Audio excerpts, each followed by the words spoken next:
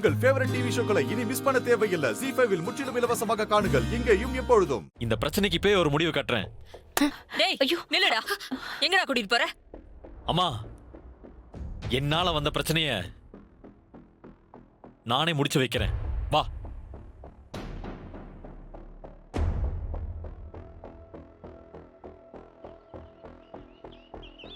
அக்காடா.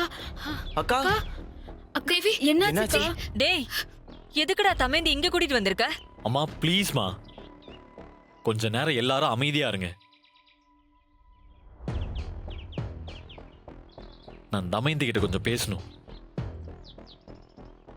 தமயந்தி, ஆரம்பத்துல இருந்த பிசினஸ் ரீதியா உனக்கும் எனக்கும் ஏகப்பட்ட பிரச்சனைகள் போயிட்டு இருந்துச்சு. அது இங்க இருக்கிற எல்லாருக்குமே தெரியும். ஆனா இன்னைக்கு நடந்த பிரச்சனைங்கிறது நானே எதிர்பார்க்காதது.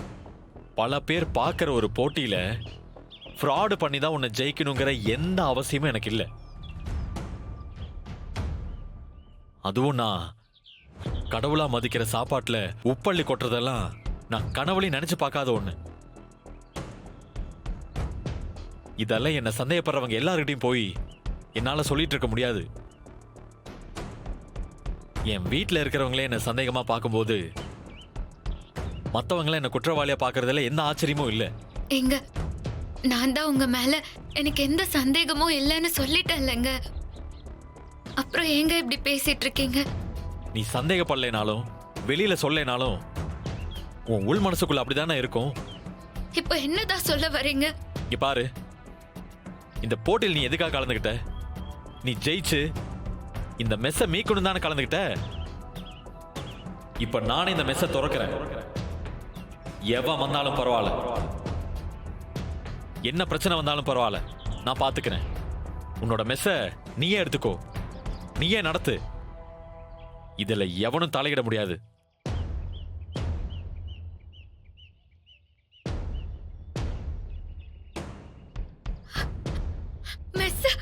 மெஸ்ஸை எடுத்துக்கவா? என்னங்க சொல்றீங்க?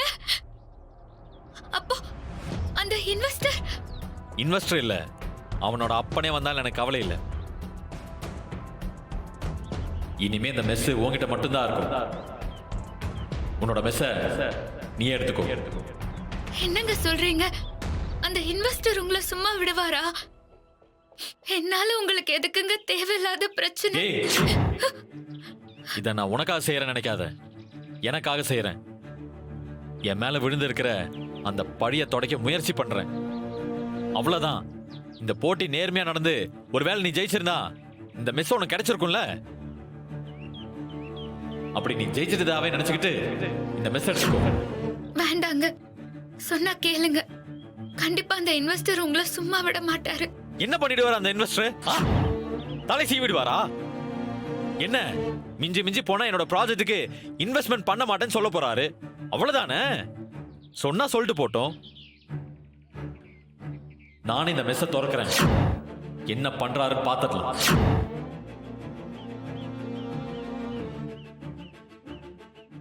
ZEE5 ஆப்பை டவுன்லோட் செய்து அனைத்து எபிசோடுகளையும் இலவசமாக பாருங்க.